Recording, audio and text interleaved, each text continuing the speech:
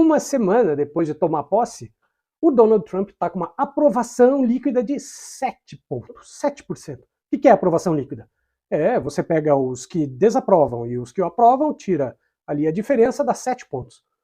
O Trump tem a menor aprovação de todos os ex-presidentes desde a Segunda Guerra Mundial. Ele só ganha de uma pessoa, ele mesmo, lá naquela primeira versão da desastrosa experiência de presidente dos Estados Unidos. Mas, ora, quem poderia imaginar que depois de todas as coisas ridículas que o Laranjão está fazendo, as pessoas não iam gostar?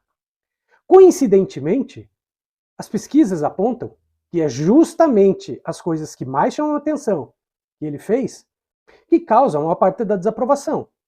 Em primeiro lugar, a questão dos imigrantes.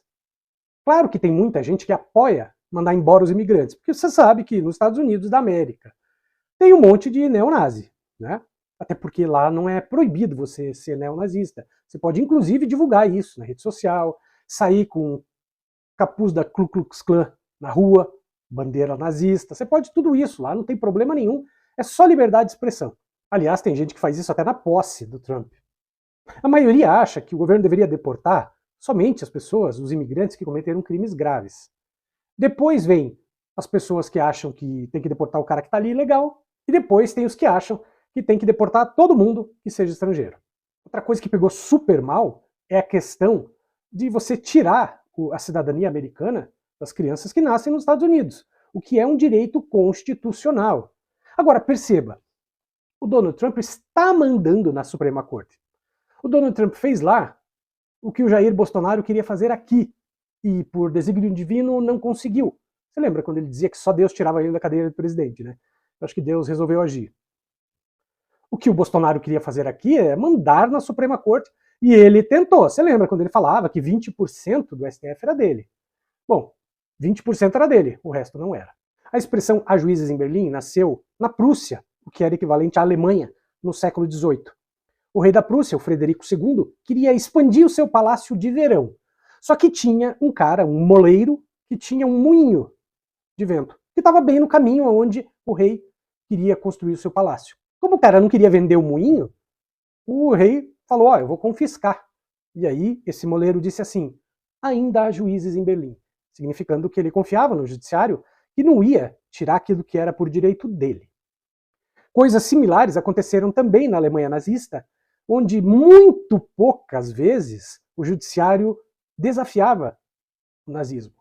Mas acontecia eventualmente. Então, apesar de ter nascido no século XVIII a expressão, ela foi, em algumas situações, usadas também durante a Alemanha nazista. Eu trago isso para dizer que eu não tenho certeza se há juízes na Suprema Corte dos Estados Unidos em 2025. Que há juízes nos Estados Unidos, nós sabemos. Por quê? Porque alguns juízes já suspenderam alguns dos atos ridículos do Donald Trump. Bom, essa lorota do Trump de enfiar imposto em todo mundo, ameaçando, que nem ele ameaçou a Colômbia, etc, claro, tá deixando o americano puto. Por quê? Porque ele sabe que no final das contas, quem vai pagar o preço do imposto não é o governo, é ele. Porque, obviamente, os produtos vão ficar mais caros. E ninguém gosta de pagar mais caro por nada. Aqui eu quero fazer uma ressalva rapidinha que vale a pena. A própria imprensa aqui no Brasil erra. Ela não sabe a diferença entre tarifa e imposto. Eles falam, mas Donald Trump está aplicando tarifas de importação e tal.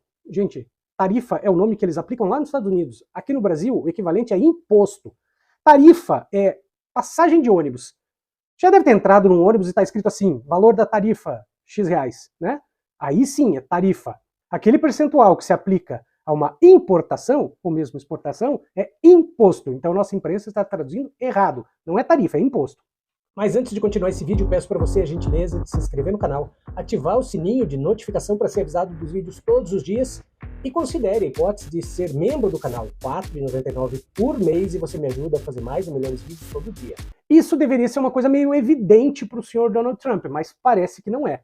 Ele quer mostrar que ele é valentão, mas jogar o ônus da valentice dele sobre o povo. A outra coisa que obviamente não pegou bem foi ele perdoar os criminosos que invadiram o Capitólio. Puxa, quem poderia imaginar que isso não seria bem recebido pela população em geral?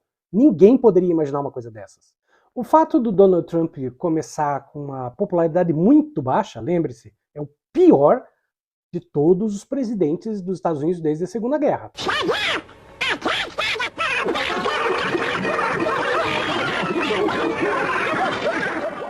pode ser uma coisa boa e pode ser uma coisa ruim, por dois motivos. O lado bom é que se ele está fraco, ele pode, digamos, mais facilmente ser empurrado para o abismo. O outro lado é, ele estando fraco, ele tende a tomar medidas mais drásticas para compensar a fraqueza. Era mais ou menos o que eu dizia na época, antes do Bolsonaro assumir. E eu falava, já vai ser péssimo, primeiro que o cara é um escroto, mas segundo porque ele vai ser um cara que não tem apoio no Congresso. E como ele não terá maioria no Congresso, ele vai fazer o quê? Ele vai comprar o Congresso para compensar. E foi o que ele fez, ele abandonou o poder executivo e passou todo o poder que o presidente tem para o Congresso.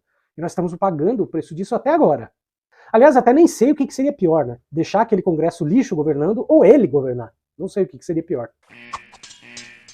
Ou seja, no fundo, os Estados Unidos não passa de uma república de bananas. Havia um tempo em que eles sabiam enganar muito bem. Agora nem isso eles sabem fazer. Eles simplesmente deixaram cair a máscara daquele país bom, evoluído, uma grande democracia. A gente sabe hoje, de fonte segura, que não é nada disso. É uma porcaria de uma república de bananas do hemisfério norte e que tem muito dinheiro, mas antes o dinheiro até que era relativamente bem distribuído entre a população. Razoável, tá? Não muito. Hoje, nem isso.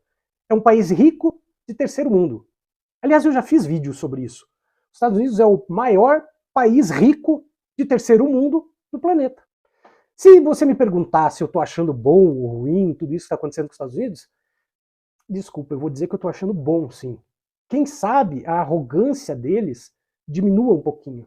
Porque está sendo até curioso você ver o americano comum publicando vídeos na internet e dizendo que ele se flagrou, que ele está sendo enganado, especialmente depois do evento de censura do TikTok, de banimento do TikTok, quando eles baixaram aplicativos, o outro aplicativo, aquele Headnote, da China, e eles foram perceber, porque tem as postagens dos chineses, eles foram perceber que os chineses são pessoas legais, que na China não é o que eles achavam que era, que o governo diz que é uma ditadura horrorosa, que ninguém pode fazer nada. Eles falaram, nossa, lá as pessoas têm uma vida normal, as pessoas compram coisas, compram casas, tem tratamento de saúde a preços razoáveis e às vezes até de graça, coisa que nos Estados Unidos eles não têm. Então eu vou dizer que sim, eu estou me divertindo bastante. Ah, Marcelo, mas o que será que vai acontecer? Não sei, ninguém sabe.